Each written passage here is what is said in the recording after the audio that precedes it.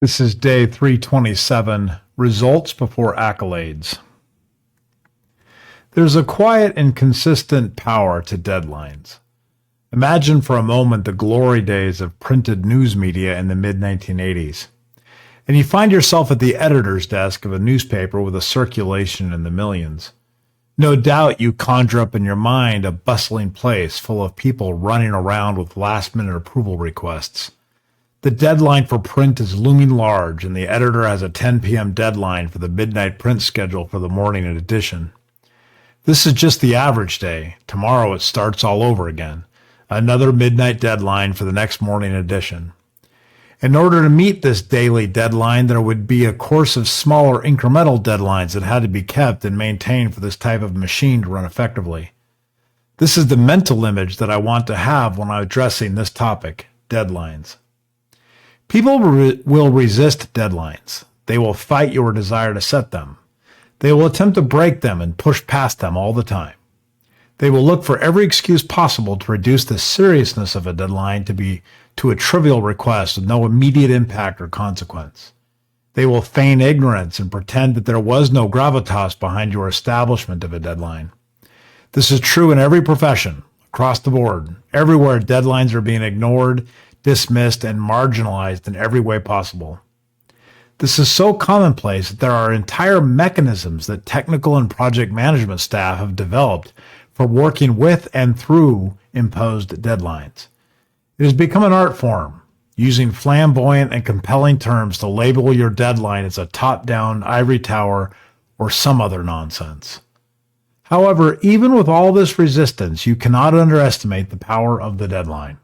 In fact, if you ever find yourself in a leadership position, the first thing that you need to do is establish a deadline for an important project straight away. You will spend weeks fighting objections, being ridiculed, and required to dodge various attempts to sideline you. However, you must stand your ground. Keep the deadline, no matter what the personal cost. Of course, make sure that everyone agrees on the workload and the time it takes to deliver this workload. Then set a deadline and hold on to it. Picture yourself as a lighthouse perched on a rocky outcropping during a winter storm. You will remain vigilant, a bright light at sea. Expect that hail, wind, and rain will be thrown at you between now and the deadline. Hold your course. Whatever you do, do not agree to let that deadline slip. Doing so is akin to putting a giant neon sign on your door that says, "Sucker." They will miss the deadline. They will miss the first, second, and perhaps even the third deadline. What you need to do is start adding teeth to the deadline. You do not have the right to complain that people are not working hard enough if you are not willing to enforce a deadline. Deadlines need consequences. I recommend the following order of things. The first consequence needs to result in a loss of control, but nothing more. You fully expect that deadline to be missed, but this is how you start to gain influence in an organization. You highlight the improved processes that need to be implemented to meet deadlines in the future. With luck, the team will now appreciate that you understand all of this and will gladly relinquish control of certain elements so that you can make sure the next deadline is actually met. Next, you need to make a statement. This is usually a dismissal or removing members of the team who are not performing or who are holding everyone back. This will come as a shock to people, but quietly they will be relieved, because if you do your homework, you will know the people who are holding the team back. You will start earning respect, but you will also gain something more important. Your deadlines will no longer be ignored. Finally, you need to start creating deadlines that are consistent, repeating, and frequent. Think of that newspaper office. This is the bustle and buzz that you will want going on in and around your own office. When you are starting to go crazy because people are coming at you constantly with approvals, requests, and complaints about barriers, then you know you are doing better. Now your deadlines are real, and people are feeling pressure to meet them, which is what causes the pandemonium. Ponder this for a minute.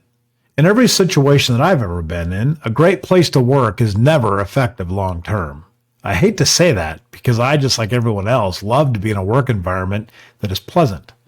However, there is a remarkable difference between a great place to work and a work environment that you will always remember. Some of the most stressful jobs that I've had, I look back on with fondness. This is because we were on fire and everyone had a job and everyone was performing at a high level. We were moving mountains, quite literally. I remember those work environments. I crave being back in them. Not because I loved it, but because I knew that we were a high-performing team, and that is something that is worth being a part of. Recently, I watched the earnings call of a company that I used to work for. They reported lackluster results again. They are not meeting the promise that they could achieve. Rather, they are finding themselves in a long, slow slog into mediocrity and dismal growth. The voices of the executives were withdrawn, and I sensed they were guarded, careful not to say anything wrong because the nuance of their failure was difficult to wade through. I could not help but notice that one of the areas they paused on during the call was all the accolades that they had received for being a great place to work, and voted by employees as the world's best employer and the best workplace for a variety of stakeholders. All these are certainly valuable, but I could not avoid considering this concept. Were the deadlines met? Were the goals achieved? Most assuredly they were not, which is why they had such a depressing earnings call. This seemed to shed light on the idea that as an employer, as a manager, as an entrepreneur, you must enforce deadlines and face the consequences. If you build a culture of missed deadlines, then you will miss your dreams.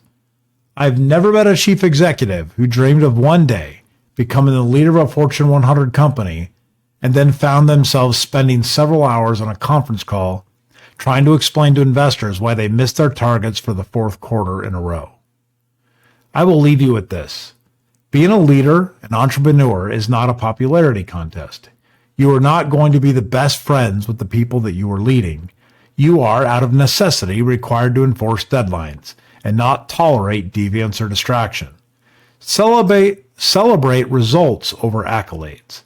If it makes you feel better, in several decades, when you meet up with one of your former members of your team, you'll have a good laugh and reminisce about the good old days. When your team is wildly successful, everyone will be uncomfortable, reaching further than they thought possible, but they will remember this time as one of the greatest in their professional careers.